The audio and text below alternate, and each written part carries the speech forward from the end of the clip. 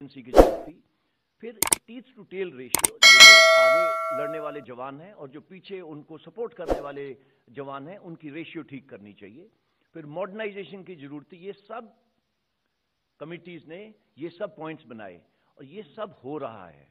कई चीजें हो गई हैं, जैसे कि जो 2 साल पहले सीडीएस का क्रिएशन हुआ, बट जो यंग प्रोफाइल जो सबसे नीचे मैंने लिखी है लाल के अंदर, कमांडिंग ऑफिसर की यंग प्रोफाइल करने की जरूरत थी हमें, और सोल्जर की। कमांडिंग ऑफिसर की यंग प्रोफाइल हमने कर दी। कैसे करी? मल्टीपल एंट्रीज के द्वारा, चाहे उसे शॉर्ट सर्विस बोलिए, लेडीज वुमेन एंट्री स्कीम बोलिए, इन सबको मद्देनजर रखते हुए हमने अपने यंग कमांडिंग ऑफिसर की उम्र, जब मैं भर्ती हुआ था और आज 5 साल का फर्क हो गया है।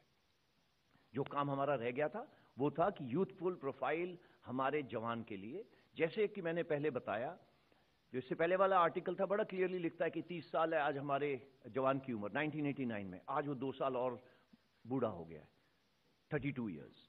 हम चाहते थे कि ये हमारी जो एज है ये 26 साल हो जाए। बिफोर कोई भी काम करने से पहले तो हम अपने इंटरनल मंथन करते हैं, बट फिर बाहर के देशों को भी स्टडी करा जाता है। बट बाहर के देश स्टडी करने से पहले ये देखा गया कि सारी इंफॉर्मेशन अपफ्रंट नहीं मिलती है, कुछ नेट पे है, कुछ छुपाई जाती है। यही है तरीका दस्तूर फौजियों का। जो आपके सामने दर्शाए गए हैं 3 देश, यूएसए, यूके, फ्रांस। मैं आपको चाहूंगा पहली चीज देखिए कि इनकी आयु क्या है इनटेक की, उसके बाद इंगेजमेंट पीरियड क्या है। इंगेजमेंट आप देखेंगे 3 किस्म के। यूएसए का देखते हैं, वो कहता है 8 साल का एंगेजमेंट है, 4 साल एक्टिव, 4 साल रिजर्व। फिर उसका ट्रेनिंग पीरियड क्या है, ट्रेनिंग के ऊपर, आयु के ऊपर, एंगेजमेंट पीरियड के ऊपर, इन सब के ऊपर मुद्दे उठे हैं। तो आप ये 3 देशों का देखिए। अब सिर्फ मैं आपको ये चाहूंगा देखना कि इंगेजमेंट भिन्न भिन्न प्रकार की हैं। अगर आप एक साइड में देखें फ्रांस को, उसके अंदर इंगेजमेंट पीरियड मल्टीपल है, 1 साल, 2 साल, 3 साल। ये क्यों कर रहे हैं? ये उस देश की जरूरत है। अंत में उनको क्या चाहिए? देश की सुरक्षा और जो उनके नेशनल सिक्योरिटी की इश्यूज हैं। 3 और देश देखते हैं, रशिया, चाइना, इजराइल। इनके अंदर भी मल्टीपल एंट्रीज हो रही हैं। क्या मल्टीपल एंट्रीज है? कंस्क्रिप्ट एंड कॉन्ट्रैक्ट, और दूसरा मैंडेटरी सर्विस है इजराइल के अंदर। इंगेजमेंट पीरियड जैसे कि रशिया में देखिए 1 साल, 3 साल। परमानेंट के अंदर कंस्क्रिप्ट और परमानेंट के बीच में जो रेशियो है वो 2/3 परमानेंट है और 1/3 कॉन्स्क्रिप्ट है। ट्रेनिंग की जो अवधि है वो अलग अलग श्रेणियों में दी हुई है। जो वुमेन के लिए, इजराइल के लिए जैसे लिखा हुआ है 3 साल कंपल्सरी है और वुमेन अलग किस्म की है। ये जो आपके सामने दर्शाया गया है, इसमें 2 बातें आपको ध्यान में रखने की जरूरत है। नंबर 1, किसी के पास भारत जैसा डेमोग्राफिक डिविडेंड नहीं है। इसके ऊपर सिर्फ मैं 10 सेकंड बिताना चाहूंगा। हमारे जो यूथ हैं वो 50% 25 साल से नीचे होंगे। ये कोई भी देश कितना भी विकसित हो, उसके पास ये डेमोग्राफिक डिविडेंड नहीं है। फौज को चाहिए कि हमारे पास जो हमारे युवक हैं, हमारे सैनिक हैं, वो इस डिविडेंड का फायदा उठाएं। We have to be reflective of this demographic dividend. दूसरा, हम बाहर से कॉपी पेस्ट नहीं कर सकते। इंडियन प्रॉब्लम्स, इंडियन सॉल्यूशंस, तो इस चीज को ध्यान रखा गया। उसके अलावा हम इसके अंदर जो हमने सेलिएंट फीचर्स देखे हैं, कैसे मिले। हम लोग हर एक साल तकरीबन 80 से 100 एक्सरसाइज करते हैं बायलैटरल तमाम देशों के साथ। उनके साथ हमने देखा उसकी आयु क्या है, उसकी एंट्री क्या है। तो हमें उनसे बातचीत करने से, एक्सरसाइज करने से, चाहे 10 दिन की हो, चाहे 1 महीने की हो, ये हमें ज्ञान मिला उनसे कि उनके पास इस टाइप के प्रावधान हैं। एज जैसा कि मैंने आपको बताया, सब कंट्रीज जो आपको दिखाई हैं 26 से 27 साल। एंगेजमेंट पीरियड भिन्न भिन्न प्रकार के हैं, बट जो सबसे ज्यादा पीरियड फॉलो करा जाता है 2 से 4 साल। जो ट्रेनिंग पीरियड है वो आपके सामने लिखा हुआ है। कमिंग टू अग्निपथ करने से पहले मंथन। देखिए, कोई भी इतना बड़ा रिफॉर्म होगा, ये हो ही नहीं सकता कि इसके ऊपर अलग अलग किस्म की बैठकें नहीं बैठें। हमारे जो तीनों चीफ्स थे इससे पहले एंड जनरल बिपिन रावत, ये काम 2 साल से तो बहुत जोर शोर से शुरू हुआ। उससे पहले ये सिर्फ कागजों पे स्टडी करा जा रहा था अलग अलग कमिटीज के ऊपर। एंड इस सब ministry of defence of course lead कर रही थी, चाहे वो मिनिस्ट्री ऑफ होम अफेयर्स हो, चाहे लीगल हो, चाहे फाइनेंस हो, चाहे मिनिस्ट्री जो इंडस्ट्री के साथ डील कर रही हो, चाहे मिनिस्ट्री ऑफ इंफॉर्मेशन ब्रॉडकास्टिंग हो, ministry of skill development entrepreneurship हो, ministry of higher education, primary education, youth affairs, ये सब मिनिस्ट्रीज के साथ मंथन करा गया। सिर्फ हमने उनको स्कीम की डिटेल्स धीरे धीरे बताई। जो आपके सामने जो अब अनफर्ल हो रहा है, ये एक प्लान्ड इवेंट है। प्लान्ड इवेंट इस तरीके से कि मिनिस्ट्रीज को बताया गया था 14 तारीख को कि ऐसे ऐसे आपके सामने युवक आएंगे, बट उन्होंने अपना जो प्रावधान था वो सब करा हुआ है। जो उन्होंने इंटेंट बताया, अब आप एक्शन में उसको होता देख रहे हैं। अगले 2 से 3 हफ्ते के अंदर ये इंटेंशन कागज के ऊपर उतर जाएगा कि उनको सीनियरिटी दी जाएगी, उनको 10% जॉब यहां पे होगा, एटसेट्रा एटसेट्रा। उसके अलावा सर्विसेज, ये आपके सामने सारी सर्विसेज ने अपना इंटरनल मंथन करा। एंड ये सिर्फ मंथन ऐसे नहीं है, डिफेंस एनालिस्ट जो हैं वो इसके बारे में कई सालों से लिख रहे हैं, उन सब की हमने जो लिखाई पढ़ाई है उनको स्टडी करा और उसमें से जो बेस्ट प्रैक्टिसेस थी उसको इंप्लीमेंट करी। अब आया टाइम ऑफ लॉन्च। हमारा बस चलता तो ये 1990 में ही कर लेते, बट जो बाकी आपको चीजें बताई उसको करते करते समय आगे निकलता गया एंड मौका एंड पूरी चीज हमारे हाथ में नहीं थी। बट ये पिछले 2 साल में हमें एक मौका मिला जिसमें जो रिक्रूटमेंट की प्रतिक्रिया है हमने रोकी। आप सबको वजह मालूम है। सो लीस्ट पेन पूरे देश को, लीस्ट पेन यूथ को, हमारे को, सबको लीस्ट पेन हो, इसलिए इसका प्रावधान इस टाइम पे करा गया है। देखिए, इसके ऊपर भी मुद्दा उठ रहा है रिक्रूटमेंट का प्रोसेस एंड रेजिमेंटेशन के ऊपर। मैं आपको आश्वासन देना चाहता हूं कि रिक्रूटमेंट के प्रोसेस में कोई चेंज नहीं है। जो अभी 5 साल पहले रिक्रूटमेंट प्रोसेस था या 2 साल पहले था और 5 दिन बाद होगा, प्रोसेस में कोई चेंज नहीं है। तीनों सर्विसेज के जो प्रोसेस थे वो वैसे के ही वैसे रखे गए हैं। ऑल इंडिया ऑल क्लास के ऊपर लोग बोल रहे हैं, कोई फर्क नहीं है। पहले भी हम ऑल इंडिया ऑल क्लास थे, अब भी ऑल इंडिया ऑल क्लास रहेंगे। इसमें कोई किसी को, और ये खासकर इसकी जरूरत है हमारे जो वेटरन भाई हैं जिन्होंने हमको ट्रेन करके यहां बिठाया है, उनके लिए है। कईयों के दिमाग में आशंका रही है कि इसके ऊपर कुछ हो रहा है, ऐसा कुछ नहीं है। जो रेजिमेंटेशन का प्रोसेस है वो बिल्कुल अनचेंज्ड रहेगा। नाउ कमिंग टू प्लेज, आपने देखा कि पिछले कई दिनों में प्रोटेस्ट, आर्सन, वायलेंस, उसके लिए कोई जगह नहीं है। अंडरटेकिंग नॉट प्लेज कि उन्होंने पार्टिसिपेट नहीं करा। पुलिस वेरिफिकेशन हमेशा होती थी, सिर्फ बिकॉज 3-4 दिनों में ये आर्सन और वायलेंस देखा गया, इसलिए इसकी प्लेज और अंडरटेकिंग हम लेंगे। जो सर्विसेज ट्रेनिंग कर रहे हैं उसमें कोई बदली नहीं हुई है। इसके बारे में विस्तार से रिस्पेक्टिव सर्विसेज के लोग बताएंगे। सिलेक्शन सिस्टम, इसके बारे में डिस्कशन हो रही है। मैं दोहराना चाहूंगा कि आज भर्ती होने के लिए हर एक वैकेंसी के लिए 50 से 60 लोग आते हैं, एक सिलेक्ट होता है, तो 49 से 59 लोग वापस जा रहे हैं। तो हमको जरूरत क्या है? हमको जरूरत है देश के लिए बेस्ट लेने की। ये we cannot take the second best. हमारा जो काम है वो second runners up silver medal से नहीं चल सकता। ट्रांसपेरेंट होगा ये प्रोसेस, फेयर होगा, ऑब्जेक्टिव होगा और सेंट्रली मेंटेन्ड होगा। कई आर्टिकल्स लिखे गए हैं कि आप कमांडिंग ऑफिसर्स को इसका जिम्मा दे रहे हैं। देखिए, आज भी कमांडिंग ऑफिसर जो जमीन के ऊपर है, आगे तैनात है, वो आज भी अपने हर एक यंग जो जवान है उसके ऊपर लिखता है, बैठ के लिखता है कि ये कैसा बनेगा, आगे क्या होगा, इसको मुझे मिसाइल ट्रेनिंग देनी है या इसको रडार ट्रेनिंग देनी है। वो ये सब काम कर रहा है, ये उसका काम है। बट इन लोगों को सिलेक्ट करने के लिए वो ऑब्जेक्टिव सिस्टम बनाएगा, इसको सेंट्रली मेंटेन करा जाएगा, सो दैट हम सीओ को इस सिलेक्शन के अंदर उसकी इनपुट लेंगे जो ऑब्जेक्टिव होगी। बट कौन सिलेक्ट होगा ये एक बोर्ड डिसाइड करेगा। देखिए, अग्निपथ इंप्लीमेंटेशन के लिए फोर्सेस को एम्पावर करा गया है। इसमें प्रावधान रखे गए हैं सेफगार्ड्स के लिए जब भी जरूरत पड़ी, और प्रावधान के लिए हमें जो हमारे रक्षा मंत्री हैं वो फाइनेंस मिनिस्टर के साथ इसमें जो छोटा मोटा बदलाव है कर सकते हैं।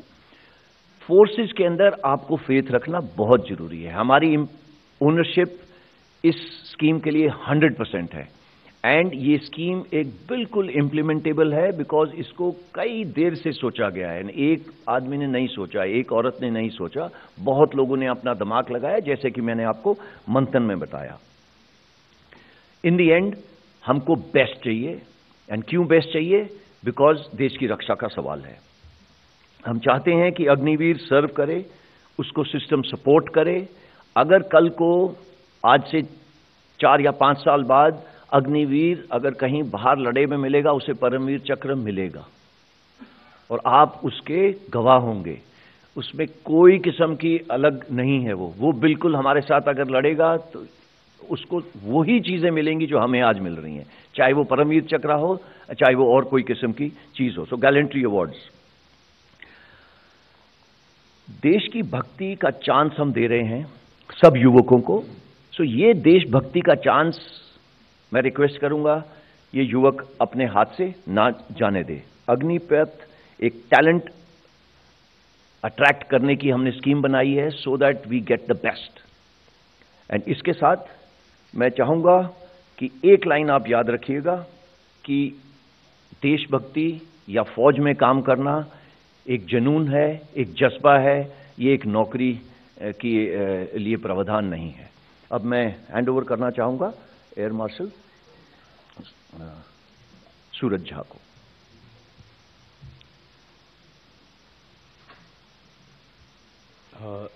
नमस्कार।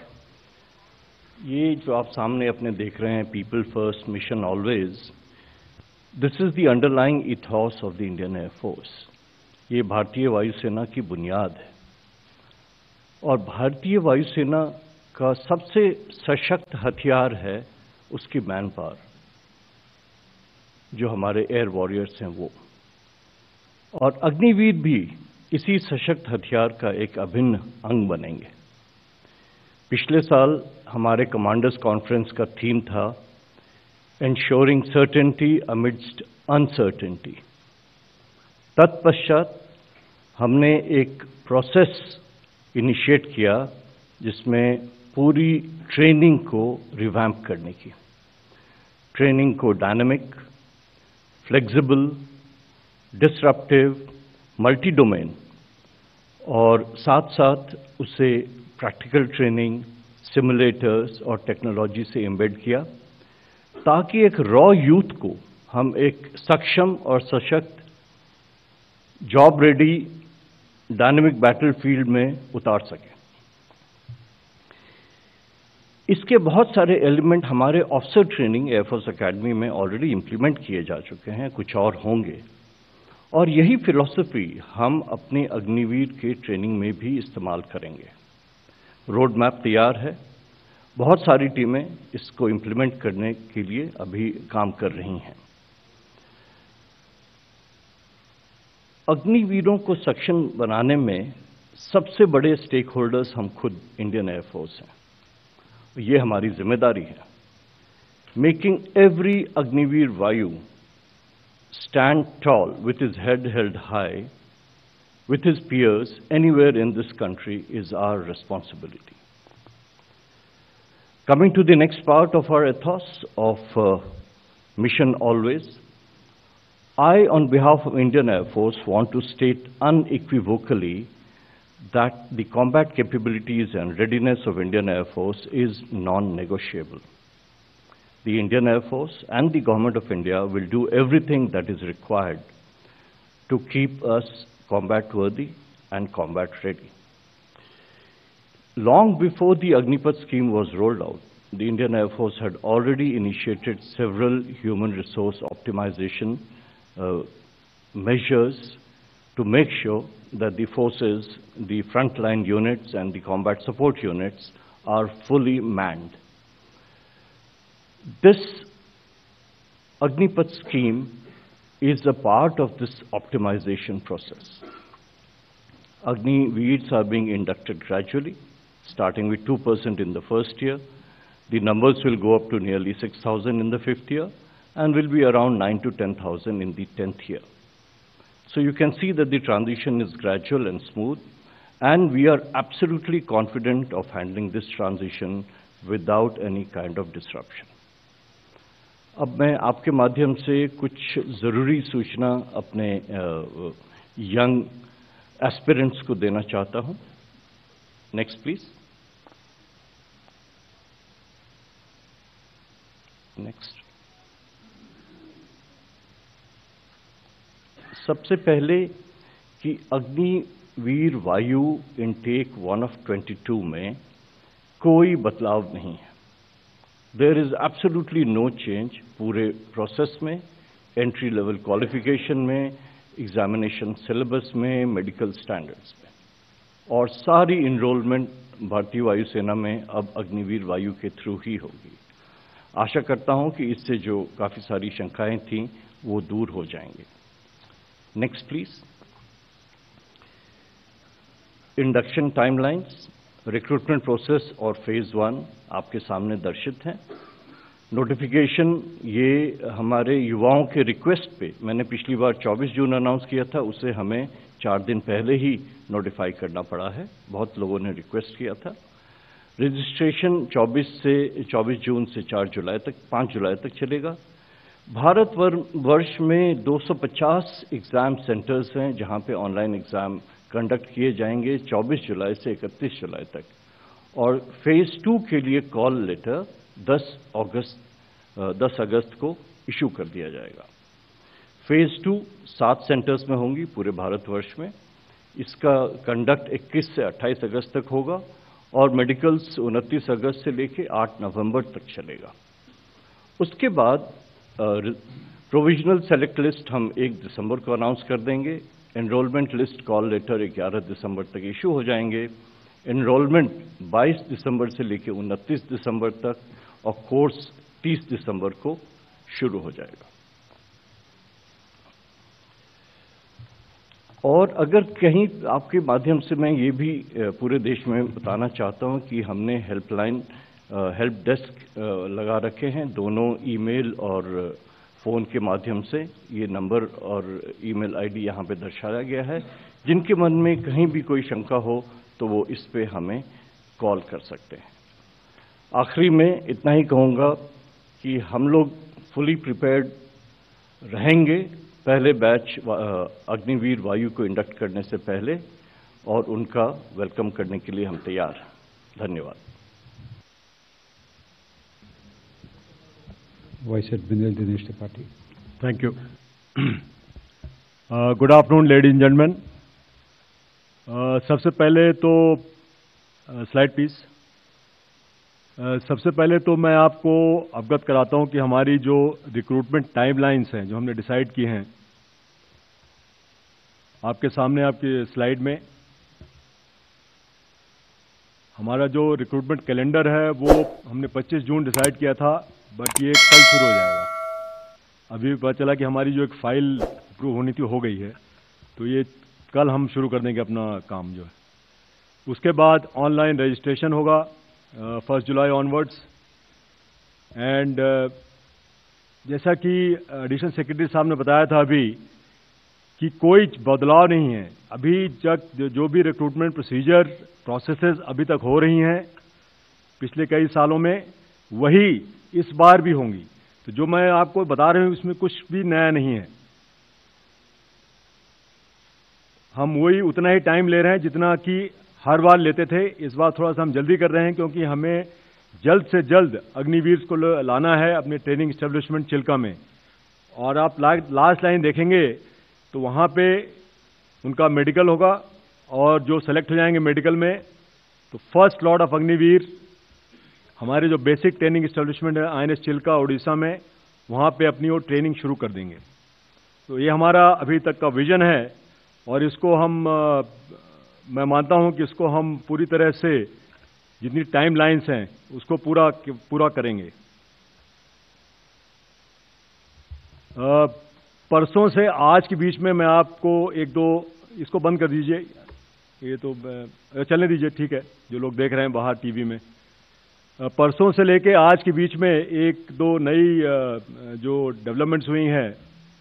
एक तो है कि हमारी मिनिस्ट्री ऑफ शिपिंग और DG शिपिंग के साथ कई महीनों से बात चल रही थी, और यस्टरडे कल ही डीजी शिपिंग ने अपना एक डीजीएस ऑर्डर जिसको कहते हैं 16/2022 उसको इशू किया है। वो केवल अग्निवीर के लिए है कि 4 साल की ट्रेनिंग के बाद जब ये अग्निवीर बाहर निकलेंगे तो वो किस किस ट्रेड में सीधे मर्चेंट नेवी में जा सकते हैं डायरेक्ट। उन्हें कई सारे प्रावधान दे रखे हैं। ये ऑलरेडी मीडिया में है, ये सोशल मीडिया में घूम रहा है ये डीजीएस ऑर्डर ऑलरेडी। तो आई एम श्योर जो हमारे फ्यूचर अग्निवीर्स हैं नेवी के उसको भी शायद पढ़ रहे होंगे अपनी तैयारी के साथ करने के लिए। इसके साथ ही डीजी शिपिंग ने एक डीजीएस ऑर्डर 17/22 भी कल इशू किया है।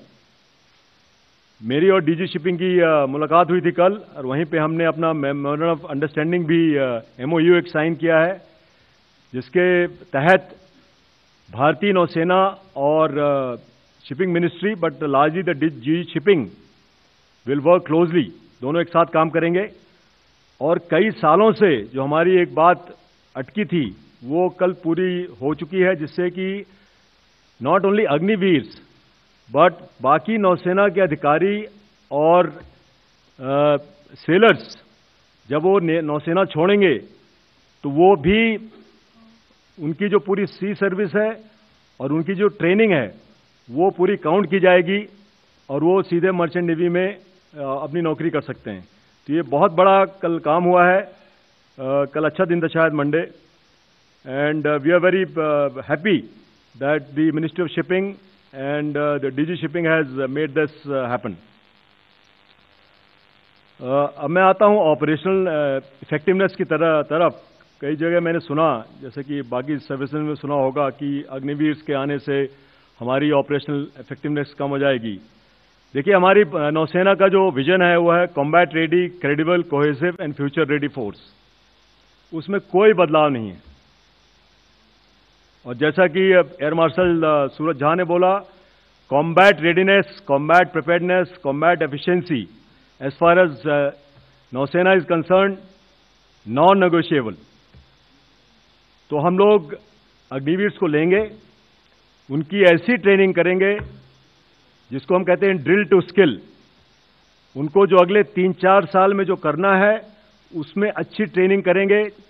पहले बूट कैंप ट्रेनिंग करेंगे चिल्का में, फिर उनको समुंदर में ले जाएंगे, वहां पे उनको अवगत कराएंगे एनवायरनमेंट से। क्योंकि जैसा आपको पता है, मैं भी एक लैंडलॉक्ड स्टेट से आया हूं। पहली बार मैंने समुंदर देखा जब मैं ट्रेनिंग के लिए गया था। ऐसे बहुत सारे अग्निवीर आएंगे जो उन्हें कभी समुंदर ही नहीं देखा होगा, तो उनको हम समुंदर में ले जाएंगे और उसके बाद उनकी प्रोफेशनल ट्रेनिंग होगी, जो कि 4 से 6 महीने के बीच में वो हम डिसाइड कर रहे हैं अभी, जिसमें उनको ये सिखाया जाएगा कि अगले 3 साल तक वो क्या काम करने वाले हैं।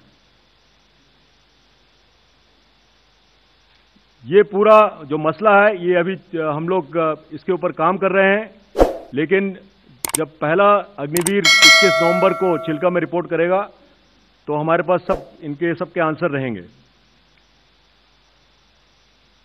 उसका उद्देश्य क्या है? उद्देश्य यह है कि जब ये अग्निवीर समुद्र में पहुंचे और किसी रेडार सिस्टम के सामने बैठा है, किसी सोनार इक्विपमेंट के सामने बैठा है, कोई मशीनरी ऑपरेट कर रहा है, तो वो पूरी तरह से सक्षम हो and he is truly a war fighter.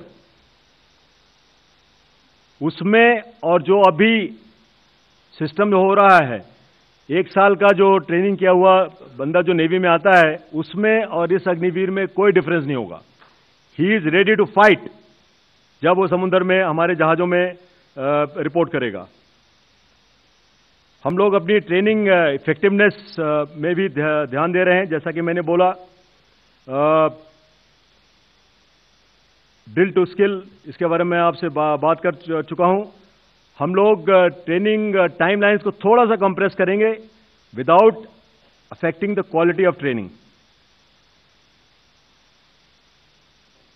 More use of simulators, emulators and latest methodology of training, ये भी हम लोग यूज करेंगे और इसका काफी उपयोग होने वाला आगे आने वाले दिनों में।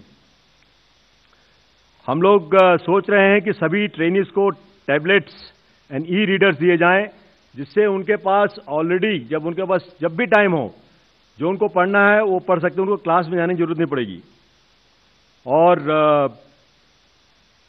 We want to improve the trainer to trainee ratio. इससे क्या होगा कि जो एक ट्रेनर जो था वो अगर एक्स नंबर को ट्रेनिंग का दे रहा था तो अभी एक्स माइनस कुछ नंबर्स को ट्रेनिंग देगा, तो obviously the quality of training जो होगी दैट विल ऑफसेट जो भी हम ट्रेनिंग का ड्यूरेशन कंप्रेस करेंगे। तो ये हमारा संक्षिप्त में आपको बताने का उद्देश्य था। और जैसा कि मैंने पहले भी बोला था, हम बिल्कुल 21 नवंबर की तैयारी में हैं और जो भी फ्यूचर अग्निवीर इस प्रोग्राम को देख रहे हैं, आपका हार्दिक स्वागत है। धन्यवाद। जय हिंद। लेफ्टिनेंट जनरल बंसी बनप्पा। नमस्कार और जय हिंद। इंडियन आर्मी का जो पोजीशन है, कुछ चीज़ों पर मैं अभी आप लोगों को बताऊं। आपके सामने तो स्लाइड दिखा रहा है रिक्रूटमेंट का जो एक्टिविटी है, तो इसके बारे में मैं पहले बता दूं कि हम पूरा तैयार है। हमारा रिक्रूटमेंट जो शेड्यूल है, कल हमने ऑलरेडी ये अपलोड कर दिया recruitment notification on the join Indian army website. इसमें पूरा जानकारी होगा, all the terms and conditions, eligibility criteria, और ये रिक्रूटमेंट प्रोसेस, भर्ती का प्रक्रिया में कोई बदलाव नहीं है। कई सवाल उठाया है कि चेंज होगा, ये हम इसको जिस तरीके से चल रहा था उसी हिसाब से चला रहे हैं। पहला होगा रैलीज, जिसमें फिजिकल टेस्ट, मेडिकल टेस्ट, और उसके बाद जब वो हम सेलेक्ट करेंगे, जो क्लियर होगा, इनको हम एक entrance exam, common entrance exam कराएंगे और फिर इनको मेरिट के ऊपर सिलेक्शन के बाद ये हम सेलेक्ट करेंगे ट्रेनिंग सेंटर्स में भेजने के लिए। ये अलग अलग ट्रेड, अलग अलग तरीके के जो हमारा एंट्रीज होते हैं, इन सब के लिए वो लागू है। इसमें मैं ये भी अभी बताना चाहता हूं कि इसमें जैसे पिछले 3 साल से शुरू किया था special entry scheme for women, महिला पुलिस आर्मी के अंदर, तो ये भी एक एंट्री है जिसमें कुछ वैकेंसीज दिया गया है for the entry of our महिला पुलिस। और शेड्यूल में आपको नजर आएगा कि 1 जुलाई, जिसमें हम रैली शेड्यूल, हमारे पास जो 83 रिक्रूटिंग ऑफिसर्स है, वहाँ हम रैली शेड्यूल्स वो अपलोड करेंगे और फिर ऑनलाइन रजिस्ट्रेशन शुरू कर सकते हैं और अप्लाई कर सकते हैं अपना अपना जो भी इंटरेस्टेड लाइन में। हमारा जो रिक्रूटमेंट रैलीज अगस्त में शुरू कर रहे हैं, जैसे दिखाया गया है, और इसमें हमारे पास रैलीज है तकरीबन ऑलमोस्ट 80 प्लस रैलीज, जो पूरा देश का ऑल अक्रॉस हमें ये रैलीज चलाएंगे। हर डिस्ट्रिक्ट को कम से कम एक बार ये कवर करेगा। जो पहला जो हमारा कॉमन एंट्रेंस एग्जाम है, ये 16 अक्टूबर को हमने फिक्स ऑलरेडी कर रखा है, और उसके बाद 13 नवंबर, और ये 25,000 का वैकेंसीज के लिए है। जो फर्स्ट बैच दिसंबर में हमारा ट्रेनिंग सेंटर्स में दाखिल होंगे। इसके बाद जो सेकेंड बैच, ये 40,000 का जो हमारा वैकेंसीज है, इसका जो सेकेंड बैच है ये 15,000 के लिए, ये इनका एग्जाम होगा जनवरी में, और ये फरवरी में हमारा सेकेंड बैच ट्रेनिंग सेंटर्स में पहुंचेंगे। जो पहला बैच है, इसका जो ट्रेनिंग खत्म होकर, तकरीबन 6 महीने का जो ट्रेनिंग है, ये खत्म होकर जुलाई में यूनिटों में तैनात होंगे ऑल अक्रॉस द कंट्री। ये जो रिक्रूटमेंट प्रोसेस है,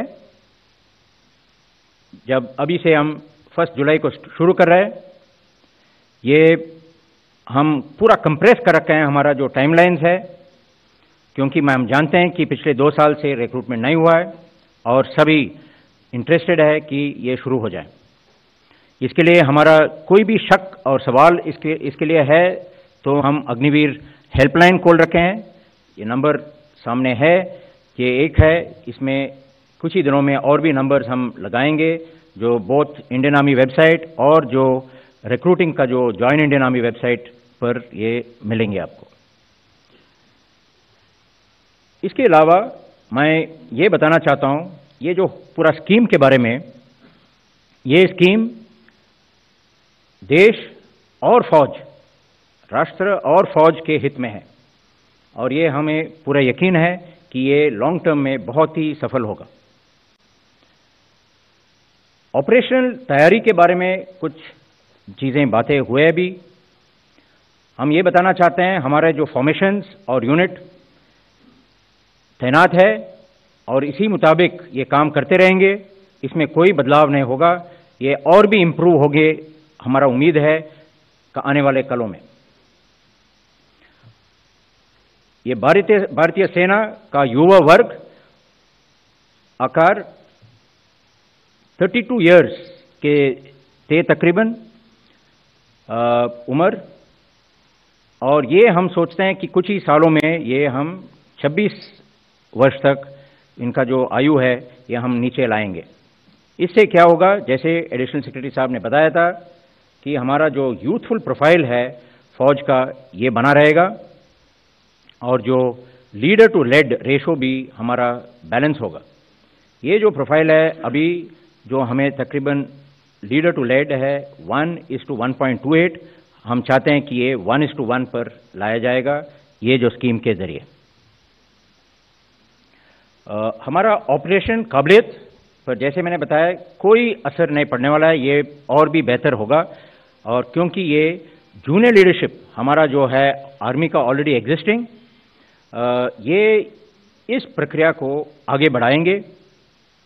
ये नया जो अग्निवीर आएंगे पलटनों में, इनको गाइड करेंगे, इंटीग्रेट करेंगे और इनको यकीन करेंगे कि ये जो फाइटिंग यूनिट्स है इनका एक बहुत ही इंटीग्रल पार्ट बनेंगे ताकि ये लड़ाई में पूरा सफल होंगे।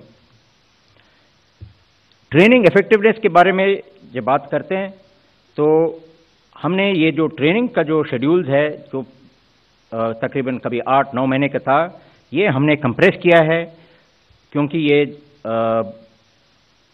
क्योंकि टेक्नोलॉजी, सिमुलेटर्स और जो इंटेंस ट्रेनिंग जो हम लाना चाहते हैं, ये अधिक असरदार ट्रेनिंग से 24 से 31 हफ्ते के अंदर ये हम करने का प्लान किया अलग अलग आर्म और सर्विस के लिए।